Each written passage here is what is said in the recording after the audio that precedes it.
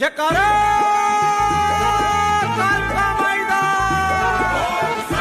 जय श्री राम, जय माता दी, बालाजी महाराज की जय।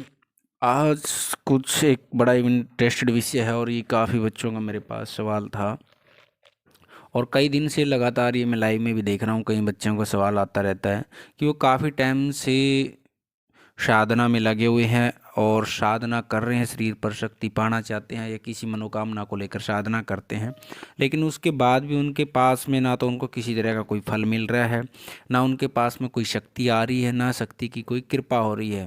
तो उसका सबसे बड़ा कारण है गलती कहाँ पर करते हैं हम लोग। मैंने कई बार ये काफ़ी वीडियो पहले भी इसमें कई बनाई हैं, लेकिन दोबारा फिर मैं काफ़ी बच्चों का सवाल था, तो इसमें गलती कहाँ पर करते हैं। क्योंकि हम जाप करने के बाद, भोग देने के बाद फिर भी हमारे को शक्ति नहीं मिल पा रही। गलती सबसे बड़ी कहाँ करते हैं।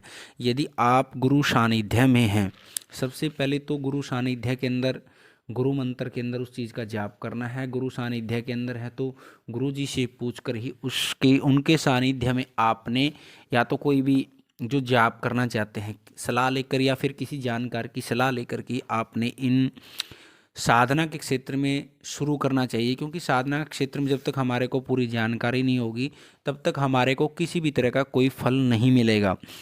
और मंत्र किसी भी तरह का हो, कोई शाबर मंत्र हो, बीज मंत्र हो, वैदिक मंत्र हो या फिर तंत्र का मंत्र हो, इनमें सबसे पहले हम जानकारी किस चीज़ की रखनी चाहिए, मैं आपको पूरी जानकारी दूंगा इसके लिए। और आप जिन जिन बच्चों ने चैनल को सब्सक्राइब नहीं किया, चैनल को सब्सक्राइब कर ले और वीडियो को लाइक करें। हमारा बालाजी दरबार लगता है, दरबार की जानकारी हो, फिर यंत्र मंत्र तंत्र या फिर किसी ने ऑनलाइन पूछा लेनी हो तो आप दरबार की व्हाट्सएप नंबर पर जानकारी ले सकते हैं।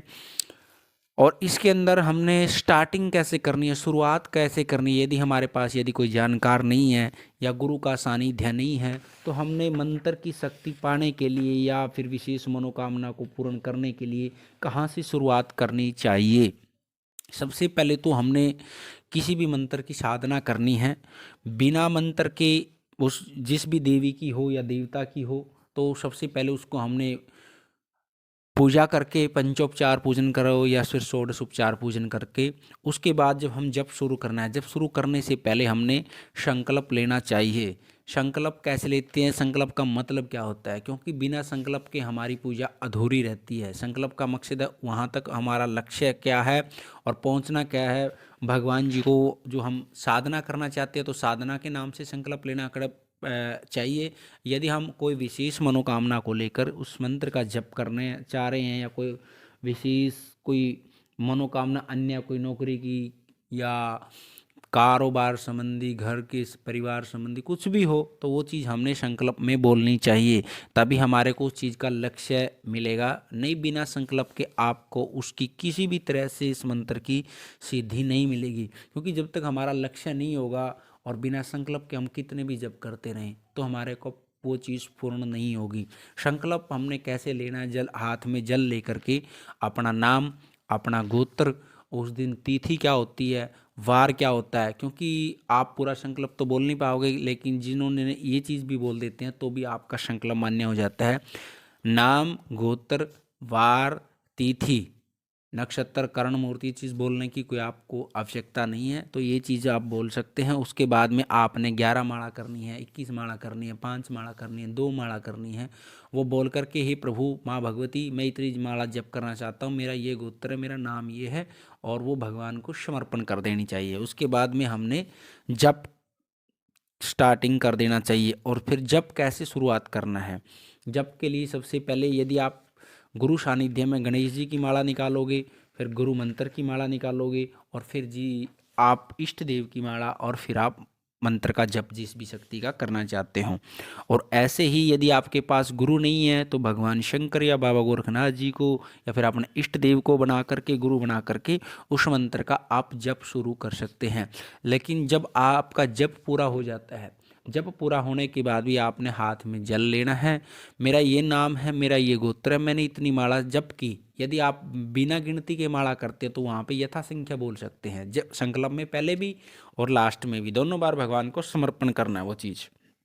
पहले तो हमने संकल्प लेकर के जप किया और फिर जप पूरा होने के बाद भगवान को वो जप समर्पण कर दिया, तब जाके उसका आपको पूर्ण फल मिलेगा। हाथ में संकल्प लेना, पूर्ण होने के बाद आपने मंत्र जप पूरा कर दिया, उसके बाद हाथ में जप लेकर के मेरा ये नाम है, गोत्र है, जैसे आपने पहले किया था, आपने संकल्प किया था मैं जप करना चाहता हूँ, ठीक है। अब मैंने जितना जप किया वो आपको ही अर्पण हो, भगवान को, जिस भी देवता की आप शरणागत जा रहे हैं, जप कर रहे हैं, तो वो भगवान को समर्पण कर देना चाहिए, तभी जाके उसको उस साधना का फल आपको मिलेगा।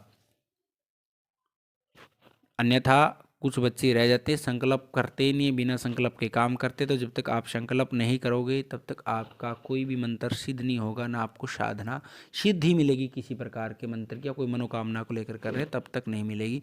ये दो चीज़ अवश्य करनी चाहिए। और माँ भगवती और बालाजी महाराज की आप कृपा से परिवार सभी पर बने रहे। आप वीडियो को अच्छी लगे तो आप लाइक करना, और हमारा बालाजी दरबार लगता है, दरबार की जानकारी, यंत्र मंत्र तंत्र की जानकारी के लिए आप हमारे चैनल को सब्सक्राइब करें और वीडियो को लाइक करें। जय श्री राम, जय माता दी।